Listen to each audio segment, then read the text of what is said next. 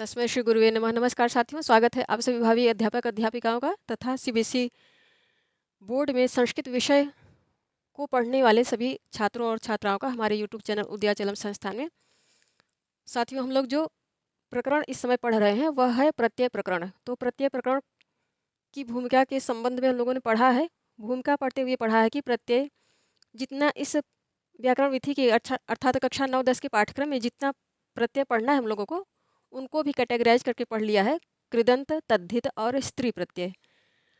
तो कृदंत के अंतर्गत हम लोगों ने पढ़ा कि इसके भी कई कोटियाँ होती हैं, अर्थात कुछ प्रत्यय लगकर अव्यय का निर्माण करते हैं, कुछ प्रत्यय लगकर संज्ञा का निर्माण करते हैं और कुछ प्रत्यय ऐसे हैं जो जिनके लगने से विशेषण इत्यादि बनते हैं। तो अभी ये जो प्रकरण चल रहा है यह है कि ऐसी प्रत्ययों के विषय में हम लोग पढ़ रहे हैं जो धातुओं के साथ लगते हैं और अव्यय का निर्माण करते हैं। तो अव्यय का निर्माण करने वाले जितने भी प्रत्यय आ रहे हैं इस पाठ्यक्रम के संदर्भ में ही सब यहाँ पढ़ रहे हैं।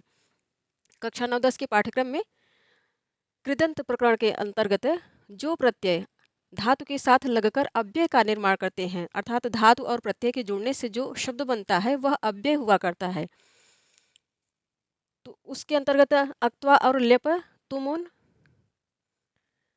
को पढ़ना है हम लोगों को। अक्त्वा के विषय में हम लोगों ने पढ़ लिया। अक्त्वा और लेप ये दोनों ही पूर्वकालिक क्रिया के अर्थ में आते हैं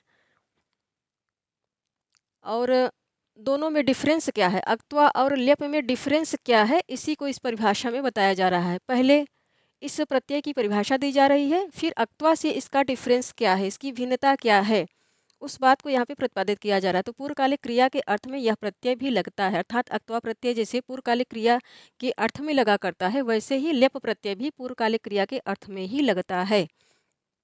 अर्थात जब वाक्य में एक क्रिया संपन्न होने के पश्चात दूसरी क्रिया होती है तब ऐसी कंडीशन हुआ करती है और इन्हीं अर्थों में ये दोनों प्रत्यय लगा करते हैं। तो ये पूर्वकालिक हो जाते हैं। ये प्रत्यय जिन धातुओं में लगकर शब्द निर्माण करते हैं उसको पूर्वकालिक क्रिया के अंतर्गत रखा जाता है और फिर उसी वाक्य में जो दूसरी क्रिया संपन्न होती है उसको मुख्य क्रिया के अंतर्गत रखा जाता है। ये नियम है इन दोनों के संदर्भ में। अब अक्त्वा और लेप में डिफरेंस क्या है, इस बात को यहाँ परिभाषा देके डिफाइन कर रहे हैं कि पूर्वकालिक क्रिया के अर्थ में यह प्रत्यय भी लगता है, किंतु जहाँ पर धातु के पूर्व कोई उपसर्ग लगा हो या फिर उपसर्ग लगा होता है, वहाँ अक्त्वा के स्थान पर लेप लग जाता है, लेप प्रत्यय का प्रयोग होता है। लेप प्रत्यांत शब्द भी अव्यय ही होते हैं। जैसे अक्त्वा प्रत्यांत शब्द अव्यय होते हैं वैसे ही लेप प्रत्यांत शब्द भी अव्यय ही होते हैं। अर्थात अव्यय होने का अभिप्राय ये है कि इनके रूप में कोई परिवर्तन नहीं होगा। तो स्पष्ट रूप से आप कह सकते हैं एक लाइन में कि लेप प्रत्यय ऐसी धातुओं में लगते हैं जो सोपसर्ग होती हैं। सोपसर्ग का अभिप्राय है उपसर्ग सहित, ऐसी धातुएं जो उपसर्ग सहित हुआ करती हैं। इसके पहले हम लोगों ने उपसर्ग वाला प्रकरण पढ़ा है कि सोपसर्ग जो धातुएं होती हैं तो उनमें पहले उपसर्ग हुआ करता है, फिर मूल धातु होती है, उसके पश्चात प्रत्यय आकर जुड़ता है। तो तीनों के कंबाइंड जब तीनों की समष्टि से जो शब्द निष्पन्न होता है फिर उनके धातु रूप चला करते हैं 10 लकारों में, तीनों पुरुषों में, तीनों वचनों में। तो जितनी भी सोपसर्ग धातुएं हैं उपसर्ग सहित, सोपसर्ग अर्थात उपसर्ग सहित सोपसर्ग धातुओं में यह लेप प्रत्यय लगा करता है और उपसर्ग रहित में अक्त्वा प्रत्यय लगा करता है और ये दोनों प्रत्यय लगकर धातुओं में लगकर अव्यय का निर्माण करते हैं। तो बस एकदम क्लियर फंडा यही है कि लेप प्रत्यय उपसर्ग सहित धातुओं में लगता है और अक्त्वा प्रत्यय उपसर्ग रहित धातुओं में लगता है। इसको आप सोपसर्ग धातुएं भी कह सकते हैं। सोपसर्ग धातुओं में लगता है। ये हो गया। अब इसके उदाहरण दे रहे हैं। पहले उपसर्ग दिया जा रहा है, उपसर्गों का कलेक्शन दिया जा रहा है। हम लोगों ने पढ़ा कि संस्कृत व्याकरण में 22 उपसर्ग हुआ करते हैं, परा परा अपसम अनु अव इत्यादि करके। उपसर्ग वाला प्रकरण हम लोगों ने विस्तार से पढ़ा है, उसको वहीं पे याद करिए। संस्कृत व्याकरण में 22 उपसर्ग हैं, 22 उपसर्ग यहाँ पे आ रहे हैं, इस व्याकरण विधि इस पुस्तक में आ रहे हैं, तो 22 को हम लोगों को याद भी करना है। तो पहले उपसर्ग का कलेक्शन दिया जा रहा है, फिर धातुओं का और उसके पश्चात लेप प्रत्यय का, फिर इनसे जो शब्द बन रहा है उसको, फिर उनका अर्थ, फिर उनका वाक्य में प्रयोग बहुत ही सिस्टमेटिक तरीके से दिया जा रहा है और बेहद ही बोधगम्य तरीके से व्याकरण के कठिन नियमों को यहाँ समझाया जा रहा है। यही इस पुस्तक की क्वालिटी है। क्षम्यता। तो अब जो शब्द बन रहे हैं इनको पढ़ लेते हैं। तो पहले प्रउपसर्ग रखा, फिर नम धातु आई। धातुओं को सदैव अंडर रूट में रखना चाहिए, अंडर रूट के साथ आती हैं, ये इनका मूल चिन्ह होता है। धातुओं का मूल चिन्ह यही है। इस चिन्ह के लगने का अभिप्राय है कि धातु आ रही है यहाँ। तो पहले प्रउपसर्ग रखा, फिर नम धातु और उसके पश्चात लिप प्रत्यय लगा और जो शब्द निष्पन्न हुआ वह बना प्रणम्य। प्रणम्य का अर्थ है प्रणाम करके। उदाहरण दे रहे हैं, गुरुम प्रणम्य सह पठति। गुरुम क्या है यहाँ पे? द्वितीयांत है, द्वितीयांत है, द्वितीय एक वचन में बना है। उकारांत शब्द है, द्वितीय एक वचन बना। प्रणम्य ये लेप प्रत्यांत शब्द है। सह पठति। अब देखिए यहाँ पर प्रणम्य, इस यहाँ प्रम धातु है, प्रउपसर्ग है नम धातु। नम धातु में प्रउपसर्ग उसके पश्चात लेप प्रत्यय लग के इसको इसने इस क्रिया को इस वाक्य में इस क्रिया को इसने लेप प्रत्यय ने आकर इसको पूर्वकालिक बना दिया। अर्थात प्रणाम करने की क्रिया पहले हो रही है, पढ़ने की क्रिया बाद में हो रही। जो क्रिया पहले हो रही है वही पूर्वकालिक क्रिया है। उसी पूर्व जो क्रिया पहले हो रही उसी में यह उपसर्ग आकर लगेगा, जैसे अक्त्वा प्रत्यय लगता है, और वही पूर्वकालिक हो जाएगा। फिर उसके पश्चात जो क्रिया आएगी वही मुख्य क्रिया हो जाएगी। तो बस एकदम क्लियर रहिए कि जिनमें ये प्रत्यय लगेंगे, चाहे अक्त्वा हो, चाहे ल्यप हो, चाहे तुमुन हो, तो इनके संदर्भ में, इन दोनों के संदर्भ में पहले, क्योंकि ये पूर्वकालिक क्रिया का विशेष रूप से निर्माण करते हैं, ये दोनों प्रत्यय जब लगेंगे, जिस क्रिया में भी आकर लगेंगे वही पूर्वकालिक क्रिया हो जाएगी। उसके पश्चात जो वाक्य में क्रिया आएगी वही मुख्य क्रिया होगी। बस इतना क्लियर रखिए। गुरुम प्रणम्य सह पठति। सह क्या है? प्रथमांत है, अन्य पुरुष में है, प्रथमा एक वचन में है, अन्य पुरुष में, इसलिए इसके साथ जो क्रिया आई वह भी अन्य पुरुष एक वचन में आई। तो कर्ता सदैव क्रिया को फॉलो करता है। कर्ता सदैव क्रिया को देखकर ही अपनी उपस्थिति, अपने अस्तित्व को डिफाइन करता है। और एक दूसरे से अन्योन्य भी है, क्योंकि क्रिया वैसे ही आएगी जैसा कर्ता होगा, कर्ता वैसे ही आएगा जैसी क्रिया होगी। तो प्रायः चूँकि संस्कृत में क्रिया की प्रधानता होती है, इसलिए वाक्य में क्रिया को देखा जाता है। क्रिया को देखकर ही कर्ता का निर्धारण हुआ करता है। अब दूसरा जो उदाहरण आ रहा है लेप इस प्रत्यय का, वह है यहाँ पे वी उपसर्ग लग रहा है, फिर ज्ञा धातु है, लेप प्रत्यय लग रहा है। इनसे जो शब्द निष्पन्न हुआ विज्ञाय। विज्ञाय का अभिप्राय है जानकर। उदाहरण दे रहे हैं, वार्ताम विज्ञाय तुम आगच्छ। वार्ताम, तो ये क्या है? टाप प्रत्यांत शब्द है, अर्थात आकारांत स्त्रीलिंग का शब्द है, द्वितीय एकवचन बना है। वार्ता को या फिर समाचार को जानकर, विज्ञाय जानकर तुम आओ। आगच्छ, यहाँ पे लोट लकार की क्रिया आ रही है। लोट लकार मध्यम पुरुष एक वचन की आ रही है, अर्थात किसी को आदेश दिया जा रहा है। वार्ता विज्ञाय, विज्ञाय क्या है? यही पूर्वकालिक क्रिया है, क्योंकि पहले जानने की क्रिया हो रही, फिर आने की क्रिया हो रही। पहले यहाँ जो भी करता है इस वाक्य का, वो पहले जानता है, चीज़ों को जानता है। जैसे तुम, यह है, इसको पहले वार्ता को इसने जाना, फिर ये इसने आने की क्रिया की, यही कर्ता बन रहा है। तुम इसको आदेश दिया जा रहा है, तो ये वाक्य में कर्ता बन रहा है। तो वार्ता, समाचार को जानकर तुम आओ। अब तीसरा जो उदाहरण आ रहा है, आ उपसर्ग है, उसके पश्चात गम धातु है और लेप प्रत्यय। लेप प्रत्यय आ रहा है, जो शब्द निष्पन्न हुआ वह बना आगत्य। आगत्य का अभिप्राय है आकर। उदाहरण आ रहा है, गृहात आगत्य सह पाटलिपुत्रम गतवान। गृहात आगत्य, ये पंचम्यंत शब्द है और विश्लेष के अर्थ में आ रहा है, अलगाव के अर्थ में आ रहा है। घर से आकर, यहाँ आकर, आने की क्रिया पहले हो रही है, फिर पाटलिपुत्र जाने की क्रिया बाद में हो रही, इसलिए यही पूर्वकालिक क्रिया हो गई। गृहात आगत, घर से आकर वह पाटलिपुत्र को गया, ये द्वितीयांत बन रहा है। पाटलिपुत्र को जाएगा, इसलिए ये कर्म बन रहा है। इस वाक्य में ये कर्म बन रहा है। घर से आकर वह, कर्ता एक वचन में है, दकारांत सर्वनाम है, और पुल्लिंग में प्रथमा एक वचन बना है। वह पाटलिपुत्र को गया, गतवान। यहाँ भी प्रत्यय, कृदंत प्रत्यय लग रहा है, तवत प्रत्यय लग रहा है। अक्ता और तवत दो प्रत्यय होते हैं जो भूतकालिक के संदर्भ में, भूतकाल में होने वाली क्रियाओं को द्योतित करते हैं। तो ये भूतकालिक है और तवत प्रत्यय लग रहा है। घर से आकर वह पाटलिपुत्र को गया। अब उपसर्ग, फिर अब जो उदाहरण आ रहा है, आ उपसर्ग है, दा धातु है और लेप प्रत्यय लग रहा है। जो शब्द निष्पन्न हुआ वह बना आदाय। आदाय का अभिप्राय क्या है? लाकर। किम किम आदाय सह समायातः। यहाँ पे प्रश्न पूछा जा रहा है कि क्या लेकर वह आया। आदाय क्या हो गया? पहले लेने की क्रिया हो रही तो आदाय ये पूर्वकालिक क्रिया हो गई, और समायातः आया यह मुख्य क्रिया हो गई, और ये कृदंत होकर आ रही है। तिंगंत होकर नहीं बल्कि कृदंत होकर ये क्रिया आ रही है। यहाँ अक्ता प्रत्यय लग रहा है। अब इसके पश्चात जो उदाहरण है, वी उपसर्ग है, स्मृति धातु है और लेप प्रत्यय लग रहा है। तो जो शब्द बना वह बना विस्मृत्य। विस्मृत्य का अभिप्राय है भूल कर। पाठम विस्मृत्य सह किं कर्तव्य विमूढ़ अभवत। पाठ को, ये द्वितीय एक वचन बना है, पाठ को भूल कर वह किं कर्तव्य विमूढ़ हो गया। अभवत विस्मृत, पहले पाठ को भूलने की क्रिया पहले हो रही है, फिर होने की किं कर्तव्य विमूढ़ होने की क्रिया बाद में हो रही है, इसलिए ये पूर्वकालिक हो गई और यह मुख्य हो गई। किं कर्तव्य विमूढ़, अर्थात किं कर्तव्य विमूढ़ या करणी अकरणी का विवेक नहीं रह गया, तो ऐसा हो गया। तो यहाँ होने की क्रिया जो अभवत लंग लकार में आ रही है, लंग लकार प्रथम पुरुष एक वचन में आ रही, यही मुख्य क्रिया हो गई। फिर वी उपसर्ग है, जी धातु है, लेप प्रत्यय लग रहा है विजित्य।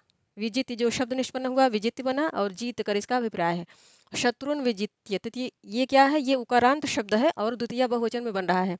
शत्रुन विजित्य राजा प्रसन्न अभवत। शत्रुओं को जीत कर जीतने की क्रिया पहले हो रही है और प्रसन्न होने की क्रिया बाद में हो रही, इसलिए विजित्य पूर्वकालिक क्रिया हो गई और अभवत ये मुख्य क्रिया हो गई। शत्रुओं को जीतकर राजा प्रसन्न हो गया।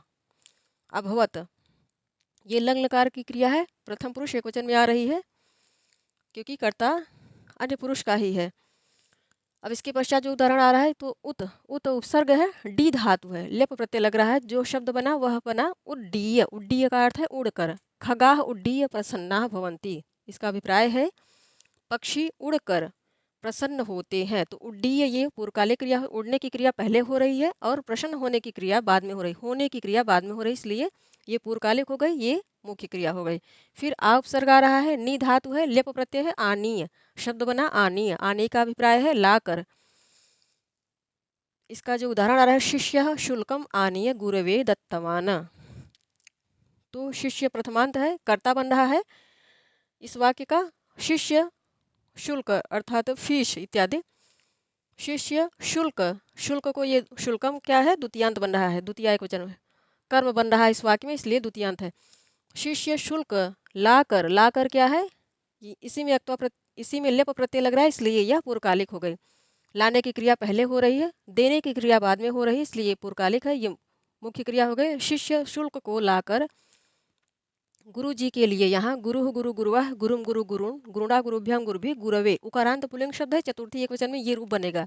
गुरु के लिए दिया या गुरु को दिया, तो ये दत्तवान क्रिया मुख्य हो गई और ये कृदंत होके आ रही है। इसमें तवतु प्रत्यय लग रहा है, इसलिए ये रूप बन रहा है इसका, दत्तवान गुरु जी के लिए दिया।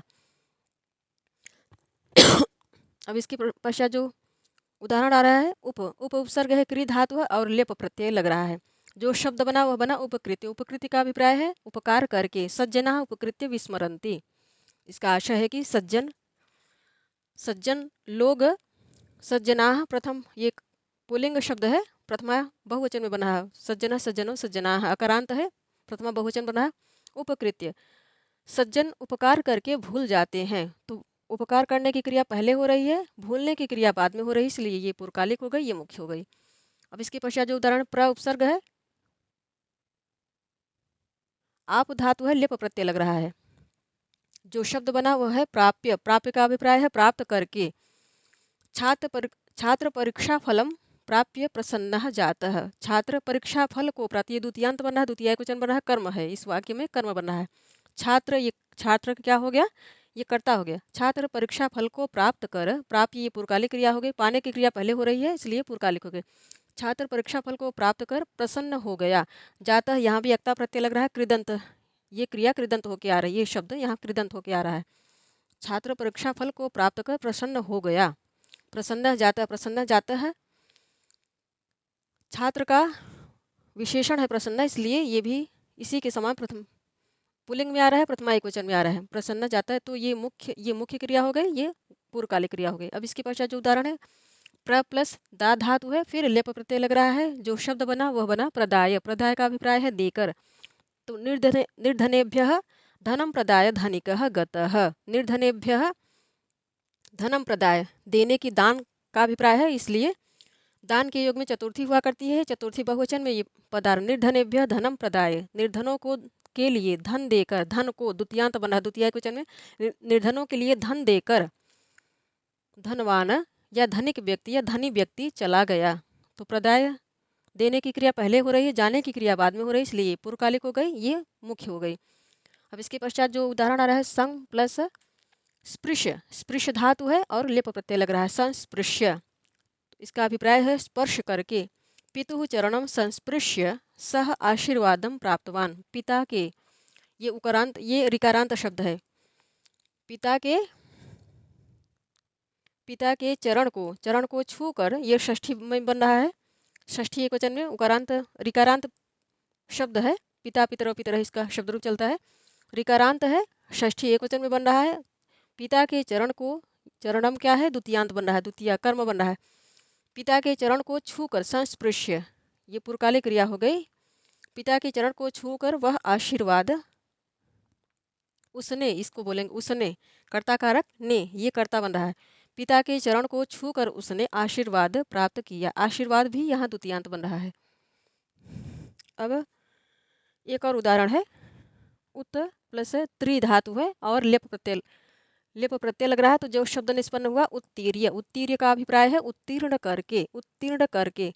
दशम कक्षाम, कक्षा क्या है, आकारांत स्त्रीलिंग का शब्द है, इसलिए ये द्वितीय एकवचन में बना है। दशम कक्षा को उत्तीर्ण करके वह ऊंचे विद्यालय अर्थात इंटर कॉलेज में, तो ये सप्तमी एकवचन में बना है, ऊंचे विद्यालय में प्रवेश पाया, उसने ऊंचे विद्यालय में प्रवेश पाया। दशम कक्षा उत्तीर्य सह उच्च विद्यालय प्रवेशम अलभत। तो ये क्या है, लंग लकार में है, प्रवेश पाया, पा लिया। दशम तो ये द्वितीयांत बना है, आकारांत स्त्रीलिंग का शब्द है, द्वितीय एकवचन बना है। उत्तीर्य, ये क्या हुई, पूर्वकालिक क्रिया, क्योंकि यहाँ उत्तीर्ण होने की क्रिया पहले हो रही है, पूर्व है। उसके पश्चात प्रवेश पाने की क्रिया अलभत, प्रवेश पाने की क्रिया बाद में हो रही है, इसलिए यह मुख्य क्रिया हो गई। पुस्तक खोल के रखें सामने।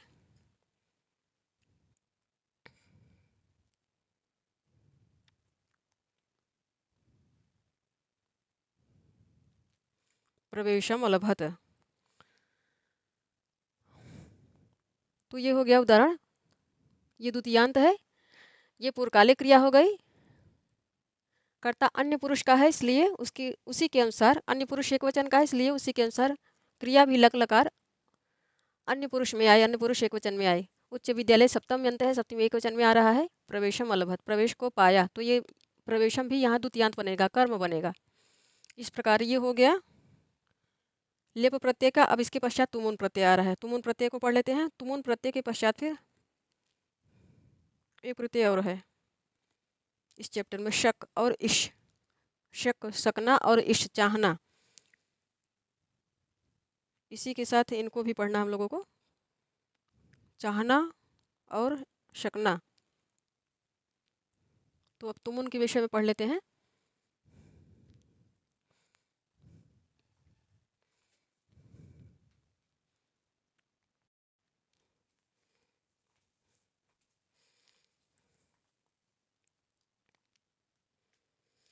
अब तुमुन प्रत्यय के विषय में पढ़ लेते हैं हम लोग। तुमुन प्रत्यय का तुम केवल बचता है और यह निमित्तार्थक अर्थात किसी प्रयोजन के अर्थ में आया करता है। तुम बचेगा और निमित्त के अर्थ में आता है। अब इसके विषय में बताया जा रहा है कि के लिए अर्थात क्रिया को करने के लिए, इस अर्थ में, क्रिया को करने के लिए इस अर्थ में धातु के साथ तुमुन प्रत्यय लगता है। तुमुन प्रत्यय लगता है जब दो क्रियाओं का एक कर्ता, कोई वाक्य आए और उस वाक्य में दो क्रियाएं आ रही हैं, उन दोनों क्रियाओं का कर्ता एक होना चाहिए, ये शर्त होती है इस प्रत्यय के आने की। कोई भी वाक्य हो, उस वाक्य में कर्ता दो आएंगे और दोनों का कर्ता, दोनों ही वाक्य में दोनों ही क्रियाओं का कर्ता एक ही व्यक्ति होगा, एक ही कर्ता होगा, अर्थात दो कर्ता नहीं होगा। दो कर्ता होंगे तो तुमुन प्रत्यय तब नहीं आएगा। जब दो क्रियापदों का कर्ता एक होता है, यही इसकी मुख्य शर्त है कि दो क्रियापदों का कर्ता एक होता है, तो निमित्तार्थक, निमित्त अर्थात किसी प्रयोजन के लिए निमित्तार्थक क्रियापद में जिस क्रिया का अर्थ प्रयोजन या निमित्त होगा, उसी अर्थ में, उसी क्रिया में तुमुन प्रत्यय लगा करता है। यथा सुरेशः पठितुम विद्यालयम गच्छति। अब इस वाक्य का विश्लेषण दिया जा रहा है। यहाँ इस वाक्य में पठितुम गच्छति दो क्रियाएं आ रही हैं और दोनों ही क्रियाओं का कर्ता कौन है? सुरेश है, प्रथमांत है, इसलिए यही वाक्य का कर्ता है। और इस वाक्य में दो क्रियाएं, विद्यालयम कर्म हो गया, विद्यालयम कर्म हो गया, सुरेशः कर्ता हो गया, ये तुमुन प्रत्यांत हो गई और ये क्रिया हो गई विशुद्ध। तो इस प्रकार इस वाक्य में दो दो क्रियाएं आ रही हैं। एक पूर्वकाल, ये प्रयोजन के लिए आ रही है और ये विशुद्ध क्रिया, जिस ये प्रयोजन संपन्न कराने के लिए ये क्रिया आ रही है। तो सुरेशा कर्ता हो गया, विद्यालयम कर्म हो गया, पठितुम ये तुमुन प्रत्यान तो हो गया। पठितुम इस ये प्रयोजन के लिए, जिस प्रयोजन के लिए जाने की क्रिया हो रही है, उस प्रयोजन के को बतलाने के लिए पठ धातु में तुमुन प्रत्यय लग रहा है। तो सुरेशा पठितुम विद्यालयम गच्छति, इसी को इस वाक्य में विश्लेषित करके बता रहे हैं कि इस वाक्य में पढ़ना और जाना ये दो क्रियाएं हैं। पढ़ना और जाना दो क्रियापद हैं और दोनों ही क्रियाओं का कर्ता सुरेश है, ये कर्ता हो गया। जिसमें पढ़ना, इस वाक्य में प्रयोजन कौन बनेगा? प्रयोजन पढ़ना बनेगा, क्योंकि पढ़ना ही प्रयोजन इसलिए है क्योंकि इसी क्रिया को संपन्न करने के लिए कर्ता कहाँ जाता है? विद्यालय को जाता है। प्रयोजन क्या है? प्रयोजन पढ़ना है, पढ़ना है इसीलिए विद्यालय जाता है, अन्यथा विद्यालय न जाता, सुरेश विद्यालय न जाता। पढ़ना प्रयोजन है, इस प्रयोजन भी आप इसको बोल सकते हैं, उद्देश्य भी बोल सकते हैं। कर्ता का उद्देश्य क्या है? पढ़ना, और वह पढ़ना, वह जो नियमित पढ़ाई होती है कहाँ पे होती है? विद्यालय में होती है, इसीलिए पढ़ना यह प्रयोजन हो गया। इस प्रयोजन को सिद्ध कराने के लिए ये क्रिया फिर आती है। तो वस्तुतः दो क्रिया आ रही इस वाक्य में, दोनों का ही कर्ता एक है। जिस प्रयोजन के लिए कोई कार्य किया जाता है, जो जिस प्रयोजन को सिद्ध करने के लिए जो क्रिया की जाती है, वो इसके सहायक के रूप में ही आती है। इसको संपन्न, इस प्रयोजन को संपन्न कराने के लिए ही गच्छति क्रिया आ रही है। इसलिए पढ़ना पठितुम यह प्रयोजन हो गया, और इसी में तुमुन प्रत्यय लगा। इसी के लिए सुरेश विद्यालय जाता, पढ़ने के लिए ही सुरेश विद्यालय जाता है, ये कर्म आता है। तो यही उद्देश्य हो, कर्ता का, सुरेश का उद्देश्य, प्रयोजन, उद्देश्य या प्रयोजन क्या है? पढ़ना, पढ़ना प्रयोजन है, इसीलिए इस उद्देश्य को पूरा करने के लिए ही विद्यालय को जाता है। अतः पठितुम में तुमुन प्रत्यय लगा। तो कर्ता के उद्देश्य या फिर प्रयोजन को जो भी क्रिया द्योतित करेगी, जो भी क्रिया उसका प्रतिनिधित्व करेगी, उसी में तुमुन प्रत्यय लगा करेगा। यही इस वाक्य में समझाने का अभिप्राय है। इसी यहाँ कह भी रहे हैं, इसी के लिए सुरेश विद्यालय जाता था, पठितुम में तुमुन प्रत्यय लगा। समय वेला, अब तुमुन प्रत्यय प्रयोजन को बताने के लिए तो आता ही है, अन्य अर्थों में भी आता है। तो कैसे? समय और वेला, वेला का अर्थ भी समय ही है, तो समय इत्यादि कालवाची शब्दों के योग में भी ऐसे शब्द जो कालवाची अर्थात समय को द्योतित करें, ऐसे शब्दों में भी धातुओं के योग में तुमुन प्रत्यय लगकर आया करता है। तो यह प्रयोजन, कर्ता का प्रयोजन बताने के लिए भी आता है तुमुन प्रत्यय, और समय इत्यादि को भी द्योतित करने के लिए यह प्रत्यय धातुओं में लगा करता है। जैसे उदाहरण दे रहे हैं, स्नातुम वेलास्ति, यह नहाने का समय है। तो यहाँ समय सूचित किया जा रहा है, एक निश्चित समय है जब कोई स्नान करता है या फिर कर्ता स्नान करता है, तो यहाँ समय को द्योतित किया जा रहा है, समय को बताया जा रहा है। पठितुम समयः अस्ति, यह पढ़ने का समय है। इस वाक्य में, इस उदाहरण में भी पढ़ने का समय द्योतित किया जा रहा है। तो स्पष्ट रूप से यह तुमुन प्रत्यय वाक्यों में कर्ता के प्रयोजन को बताने के लिए आया करता है, जो भी क्रिया प्रयोजन बनेगी उसी में तुम प्रत्यय लगेगा। और इस जब प्रयोजन के अर्थ में ये तुम प्रत्यय लगेगा तो स्पष्ट है कि उस वाक्य में दो दो क्रियाएं आएंगी। जो क्रिया प्रयोजन बताएगी उसमें तुम प्रत्यय लग जाएगा, और बाकी जो क्रिया आएगी उसी तुम प्रत्यय को संपन्न कराने के लिए आएगी। इसलिए ऐसे तुम प्रत्यांत शब्दों में सदैव दो क्रिया आती है, जैसे अक्त्वा और ल्यप प्रत्यय जिन धातुओं में लगते हैं वहाँ भी एक पूर्वकालिक क्रिया आती है, एक मुख्य क्रिया आती है। इसको ऐसे ही यहाँ भी समझना होगा कि एक प्रयोजन बताने के लिए, एक प्रयोजन को दिखाने के लिए क्रिया आती है और एक मुख्य क्रिया आती है। अब इसके पश्चात तुम प्रत्यांत शब्द भी अव्यय होते हैं। जैसे अक्त्वा और ल्यप प्रत्यांत शब्द अव्यय हुआ करते हैं, उनके रूप नहीं चलते हैं, वैसे ही तुम प्रत्यांत शब्द भी सदैव अव्यय हुआ करते हैं, इनके शब्द रूप कभी नहीं चलेंगे। अब इनके उदाहरणों की जो सूची आ रही है तुम प्रत्ययों की व्याकरण विधि में, उन सभी को हम लोगों को याद करना है परीक्षा की दृष्टि से, और संस्थागत परीक्षा देने के लिए भी ये काम आएगा। जिससे हम लोग संस्कृत विषय लेकर पढ़ रहे हैं तब भी हाफ ईयरली एग्जाम है या फिर जो टेस्ट होंगे या फिर जो वार्षिक एग्जाम होगा, उन सब में ये प्रश्न, इनसे प्रश्न बना करेंगे। इसलिए जितने उदाहरण व्याकरण विधि में आ रहे हैं सब हम लोगों को याद होने चाहिए। अब उदाहरण में पढ़ लेते हैं। गम धातु है, गम धातु में तुमुन प्रत्यय लगा तो शब्द बना गंतुम। गंतुम का अभिप्राय है जाने के लिए। अब इसका जो उदाहरण आया, सह गृहम गंतुम उद्यतः अस्ति, वह घर जाने के लिए। गृहम ये क्या है, ये कर्ता हो गया वाक्य में, ये गृहम कर्म हो गया जाने के लिए, यह प्रयोजन हो गया कर्ता का। इस सह का उद्देश्य क्या है, जाना, कहाँ जाने के लिए, घर जाने के लिए। उद्यतः, उद्यतः अर्थात तैयार है। तो इस प्रयोजन को सिद्ध कराने, संपन्न कराने के लिए ही ये अस्ति क्रिया आ रही है। प्रयोजन उद्देश्य क्या है कर्ता का, घर को जाना, तो प्रयोजन को द्योतित करने के लिए गंतुम आ रही है, और इस प्रयोजन को सिद्ध कराने के लिए जो क्रिया आ रही है वह है अस्ति, उदितः अर्थात तैयार है। अब इसके पश्चात जो उदाहरण है, हन धातु है, हन में तुमुन प्रत्यय लगा तो बना हंतुम। हंतुम का अभिप्राय है मारने के लिए। मृगम हंतुम सिंहः समुद्यतः अस्ति, हिरण को मारने के लिए, मृगम कर्म हो गया, मारने मारने के लिए, हंतुम मारने के लिए, सिंह समुद्यतः शेर तैयार है। हिरण को मारने के लिए शेर तैयार है, समुद्यतः का अर्थ है, अभिप्राय है, तैयार है, अस्ति। तो प्रयोजन क्या है, सिंह का प्रयोजन क्या है, सिंह कर्ता हो गया वाक्य का, और इसमें हंतुम और अस्ति, यहाँ भी गंतुम और अस्ति दो दो क्रियाएं आ रही हैं।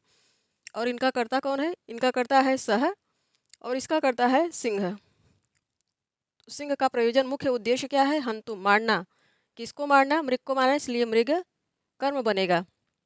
तैयार है, तैयार है, ये इसी के संदर्भ में आगे विशेषण होकर आ रहा है। समुद्यतः तैयार है, अस्ति ये मुख्य, इसके इस प्रयोजन वाली क्रिया को संपन्न कराने के लिए ही ये आ रही। तो पहले ये क्रिया हो रही है, उसके पश्चात ये क्रिया हो रही है। हनन क्रिया कर्ता के उद्देश्य को द्योतित कर रही है, और इसीलिए उसको पहले रखा जा रहा है। जो उद्देश्य को द्योतित कर रही है प्रत्येक पंक्ति में, वो पहले आ रही है, और जो उस उद्देश्य को संपन्न कराएगी वह क्रिया बाद में आ रही है। इसके पश्चात पा धातु है, तुमुन प्रत्यय लग रहा है, जो शब्द बना पातुम। पातुम का अभिप्राय है पीने के लिए। जलम पातुम सह नदीम गतवान, जल पीने के लिए, जल पीने के लिए। तो ये सह यहाँ पे कर्ता बनेगा इस वाक्य में। इसके कर्ता के उद्देश्य को द्योतित करने के लिए कौन सी क्रिया है, पातुम, पीने के लिए, इसलिए पा धातु है, इसीलिए पा धातु में तुमुन प्रत्यय लग गया, क्योंकि ये उद्देश्य को द्योतित कर रही कर्ता के। अब नदी को गया, जल को पीने के लिए, नदी को गया, ये कर्म बनेंगे। एक गौण कर्म बनेगा, एक मुख्य कर्म बनेगा। मुख्य कर्म क्या है, जल को पीने के लिए, नदी को गया।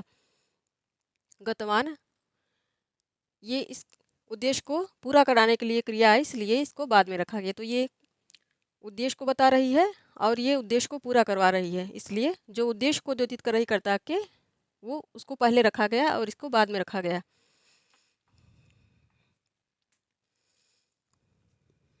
यहाँ बता भी रहे हैं, जब दो क्रियापदों का कर्ता एक ही होता है। यहाँ स्पष्ट है कि जितने भी उदाहरण आ रहे हैं सब में दो दो क्रियाएं आ रही हैं, उनका कर्ता एक ही है। यही विशेषता है तुमुन प्रत्यय की, दो दो क्रियाएं आ रही हैं, कर्ता एक ही आ रहा है, उन क्रियाओं का कर्ता एक ही आ रहा है। अब शेष उदाहरण पढ़ लेते हैं।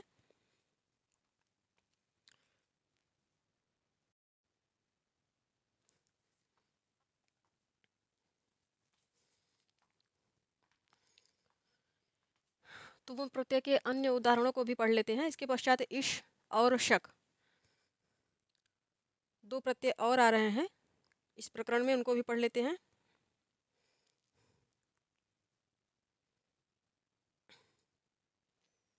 शक और इश दो हैं। तो अब जो उदाहरण आ रहा है तुमुन प्रत्यय के अंतर्गत, स्ना, स्ना धातु है, तुमुन प्रत्यय लगा तो बना स्नातुम। स्नातुम का अभिप्राय है स्नान करने के लिए। सह स्नातुम तरण तालम अगच्छत, सह स्नातुम, तो ये क्या हो गया, कर्ता सह हो गया, इस स्नातुम इसका प्रयोजन हो गया, तरण तालम इस कर्म हो गया, और अगच्छत, अगच्छत ये क्रिया इस उद्देश्य को पूरा कराने के लिए आई। तो इसमें दो क्रियाएं हैं, एक स्नातुम और दूसरी अगच्छत। वह स्नान करने के लिए तरण ताल या तालाब को गया। अब दूसरा उदाहरण जो है, दा धातु है, तुमुन प्रत्यय लग रहा है, शब्द बना दातुम, दातुम का अभिप्राय है देने के लिए। उदाहरण दे रहे हैं, उत्तमः जनः ज्ञानम दातुम इक्षुकः भवति। भवति जनः प्रथमांत है, इसलिए क्रिया भी अन्य पुरुष का है करता, इसलिए क्रिया भी एक वचन में और अन्य पुरुष में आई। भवति प्रथम पुरुष या अन्य पुरुष का, ये एक ही बात है। उत्तमः जनः, उत्तमः क्या है, जनः का विशेषण है, इसलिए समान लिंग समान वचन समान विभक्ति में आएंगे लोग। उत्तमः जनः ज्ञानम, ज्ञान क्या है, ये कर्म है, इस वाक्य में ये कर्म बन रहा है। दातुम प्रयोजन है, तो एक दातुम, दो क्रिया, एक दातुम है एक भवति है। इक्षुकः भवन्ति, इक्षुक भवति, जनः प्रथमांत है, इसलिए क्रिया भी प्रथमांत है, भवति।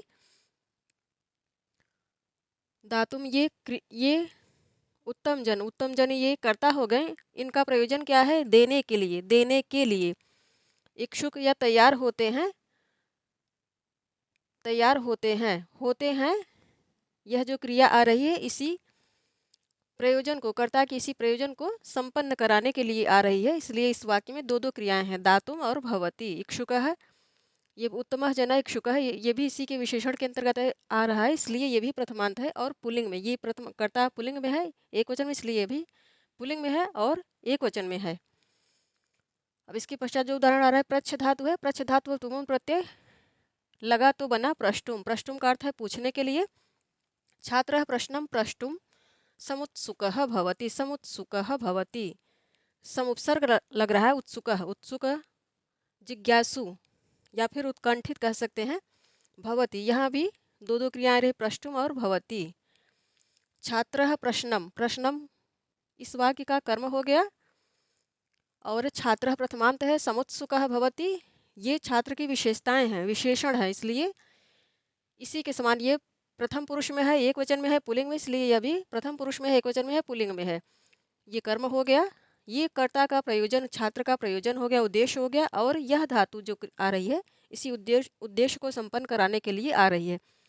तो जो प्रयोजनात्मक धातु है वो पहले रखी जाती है, अर्थात जिनमें तुमुन प्रत्यय लगेगा वो पहले रहती है वाक्य में, और जो उस प्रयोजन को संपन्न कराती है क्रिया वो बाद में हुआ करती है। दोनों ही क्रियाओं का कर्ता एक ही है, यही तुमुन प्रत्यांत की विशेषता है। दो दो क्रियाएं आ रही किंतु दोनों का ही कर्ता एक ही है, छात्र है। यदि इनका कर्ता अलग होगा तो तुमुन प्रत्यय कभी आएगा ही नहीं। अब इसके पश्चात दृश्य धातु है, दृश्य में तुमुन लगा तो, तुमुन प्रत्यय लगा तो बना द्रष्टुम। द्रष्टुम का अभिप्राय है देखने के लिए। चित्रम द्रष्टुम बालकः आगच्छत, चित्र देखने के लिए, चित्र देखने के लिए बालकः, बालकः कर्ता है, ये कर्म हो गया, ये कर्ता का बालक का प्रयोजन हो गया, और यह इस प्रयोजन को संपन्न कराने के लिए जो दूसरी क्रिया आ रही वो हो गई। तो इसमें दो दो क्रियाएं हैं, दोनों ही क्रियाओं का कर्ता जो है वह बालक ही है। ये प्रयोजन हो गया, इस प्रयोजन को संपन्न कराने के लिए ये क्रिया है, और दोनों का ही कर्ता एक है। अब इसके पश्चात उदाहरण जो आ रहा है, हस धातु है, हस धातु में तुमुन प्रत्यय लगा तो बना हसितुम। हसितुम का अभिप्राय है हंसने के लिए। अहम हसितुम इच्छामि, अहम यहाँ कर्ता हो गया, हसितुम प्रयोजन हो गया उसका, और इच्छामि दूसरी क्रिया हो, उस हसितुम इस प्रयोजन को संपन्न कराने के लिए जो क्रिया आई इच्छा में, तो प्रयोजन और हसितुम और इच्छा में दो दो क्रियाएं आ रही, दोनों का कर्ता अहम, उत्तम पुरुष एक वचन का है। खाद्य धातु है, खाद्य धातु में तुमुन लगा तो बना खादितुम। खादितुम का अभिप्राय है खाने के लिए। उदाहरण दे रहे हैं, बालकः आम्रम खादितुम इच्छति, बालक आम बालकः कर्ता हो गया इस वाक्य में, आम कर्म हो गया, खादितुम बालक का प्रयोजन हो गया, और इच्छति इस प्रयोजन को संपन्न कराने वाली क्रिया हो गई। तो दो दो क्रियाएं आ रही हैं, खादितुम और इच्छति। दोनों का ही करता है बालक, बालक करता, इन दोनों ही क्रियाओं का है। ये प्रयोजनात्मक है और यह क्रिया इस प्रयोजन को संपन्न कराने के लिए आ रही है। तो जो प्रयोजनात्मक क्रिया उस प्रयोजनात्मक क्रिया को संपन्न कराने के लिए ही दूसरी क्रिया आया करती है, इसलिए इसमें दो दो क्रियाएं आती हैं और दोनों का कर्ता एक ही होता है। कर्ता यदि दोनों का एक नहीं होगा तो तुमुल प्रत्यय नहीं आएगा। अभी जो उदाहरण आ रहा है क्रीड धातु का, क्रीड धातु में तुमुल प्रत्यय लगा तो बना क्रीडितुम। क्रीडितुम का अभिप्राय है खेलने के लिए। शिशु कंदुकेन क्रीडितुम इच्छति, शिशु या बच्चा गेंद से, ये तृतीयांत बन रहा है, करण बन रहा है।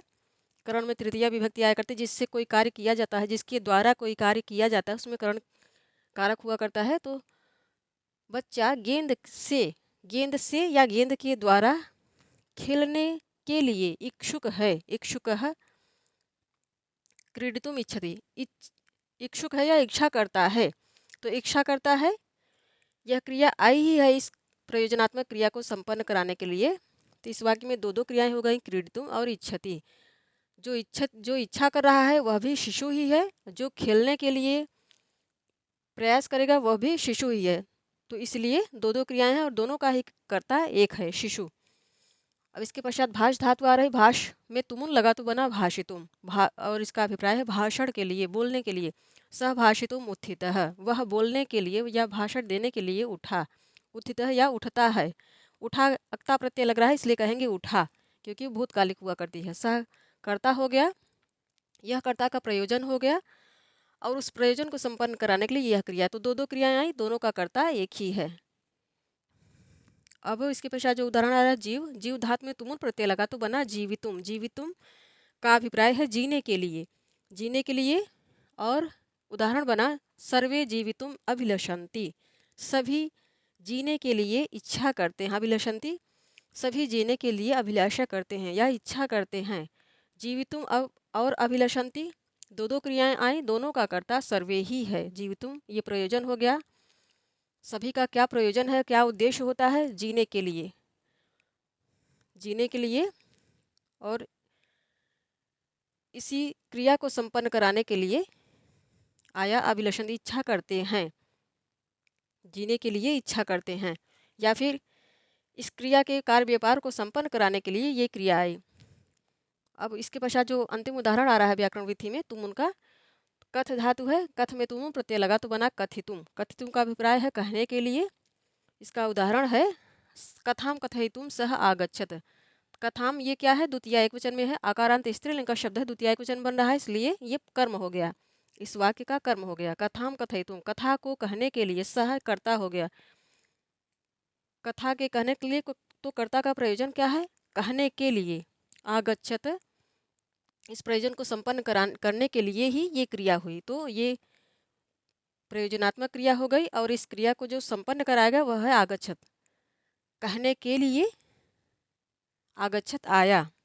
तो ये हो गए तुमुल प्रत्यय के उदाहरण। अब इसके पश्चात शक और इश, शक सकना और इश चाहना, ये दो प्रत्यय आ रहे हैं, इनको पढ़ लेते हैं इसी फाइल में।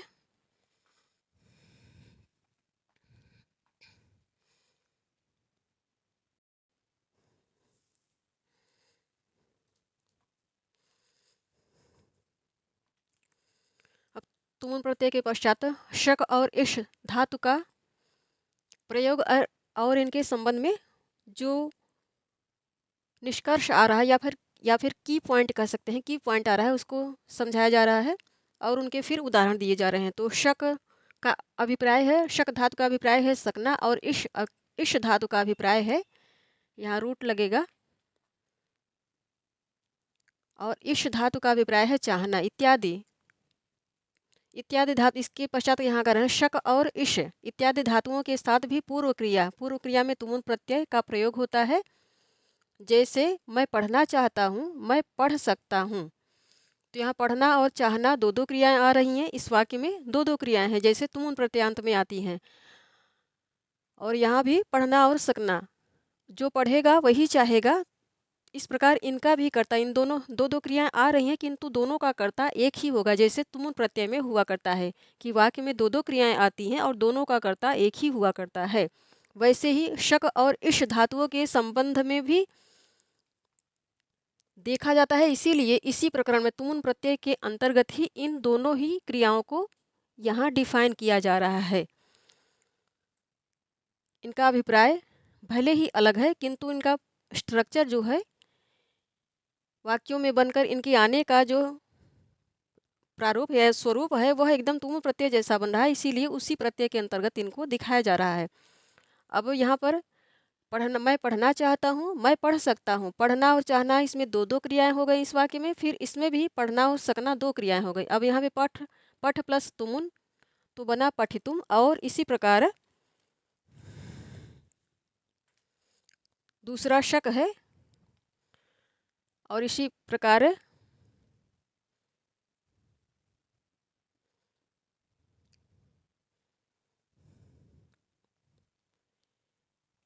पढ़ना यहाँ पे मुख्य है तो पढ़ना को ही समझेंगे।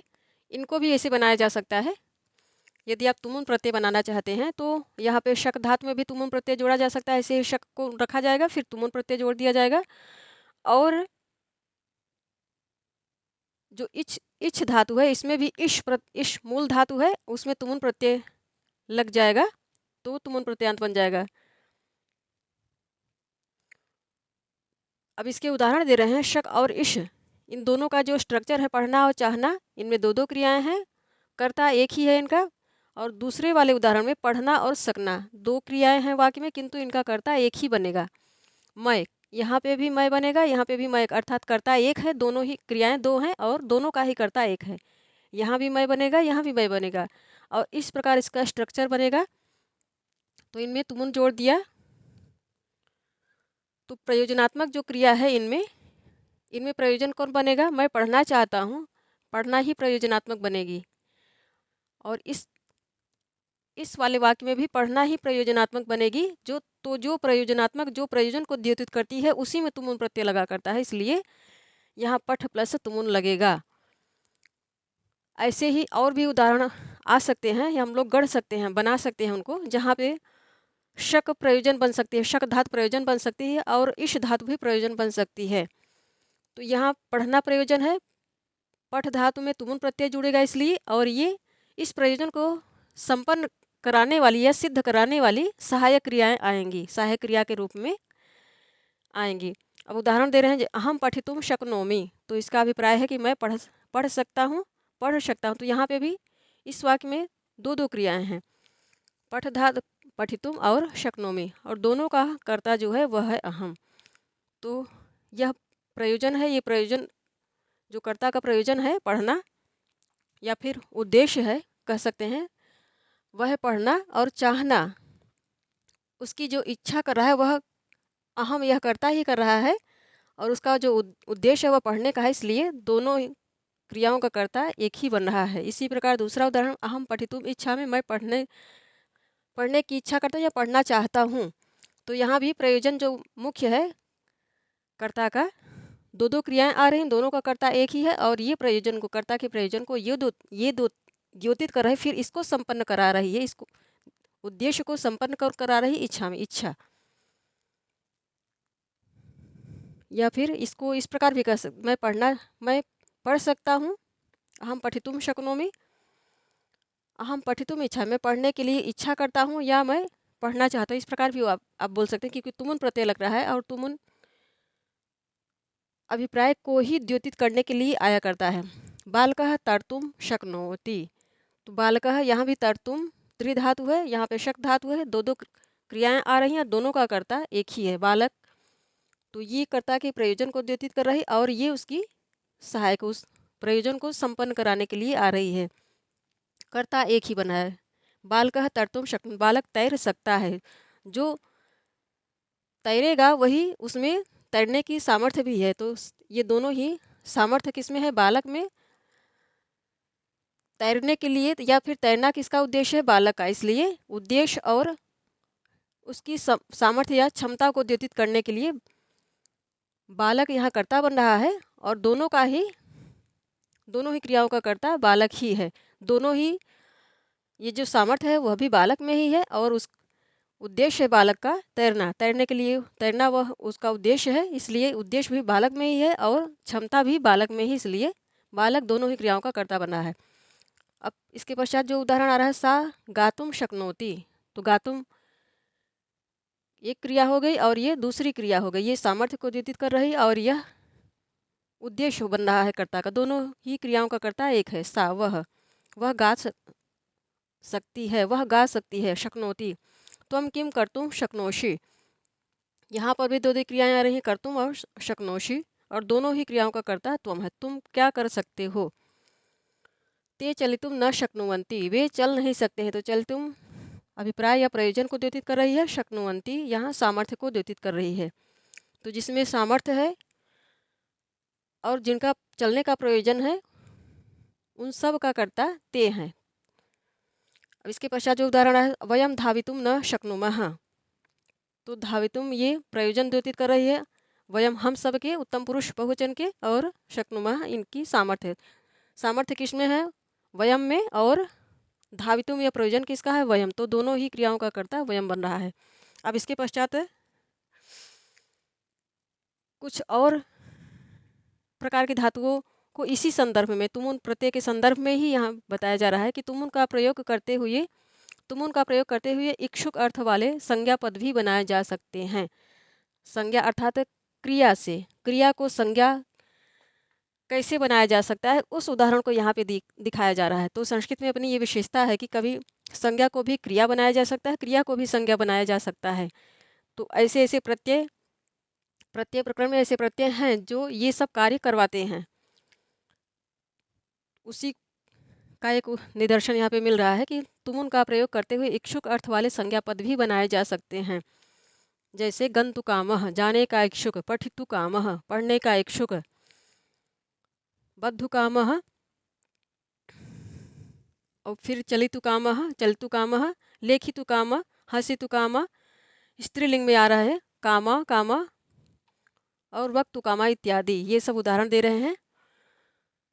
तो यहाँ क्रिया से संज्ञा बनाने के अर्थ में और इच्छा के अर्थ में ही इस प्रकार तुमुन प्रत्यय का प्रयोग किया जा सकता है। तो इस विशेष संदर्भ को भी यहाँ पे दिखा रहे हैं जो तुमुन प्रत्यय के विषय में लागू होता है, या तुमुन प्रत्यय के द्वारा ऐसे विशेष संदर्भ भी बनाए जा सकते हैं। उनके उदाहरण यहाँ दे रहे हैं। ऐसे ही उदाहरण और भी बनाए जा सकते हैं। कब, जब आप संभाषण करते हो संस्कृत में संभाषण, या फिर आप लिखने बैठते हो, तब ये सब चीज़ें काम आया करती हैं। तो ये संदर्भ था, इसीलिए ये चीज़ें दे दी गई हैं। तो हमारे प्रत्यय प्रकरण में ऐसे बहुत सारे प्रत्यय हैं, जैसे सनंत हैं, क्रिया के पश्चात जो विशेष क्रियाएं आती हैं, वे सब यही कार्य करती हैं कि आवश्यकता पड़ने पर वक्ता उनको जो संज्ञा पद हैं उन्हीं में प्रत्यय लगाकर उनको क्रियापद बना सकता है। जो क्रिया हैं उन्हीं में कुछ ऐसे प्रत्यय हैं जिनको लगाकर उनको संज्ञा क्रिया को संज्ञा बनाया जा सकता है, संज्ञा को क्रिया बनाया जा सकता है। तो ये इस प्रकार हम लोगों ने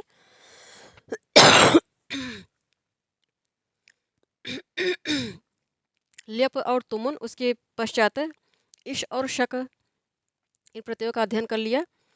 अब नेक्स्ट फाइल में अभ्यास पढ़ेंगे। तो धन्यवाद साथियों आप सभी का।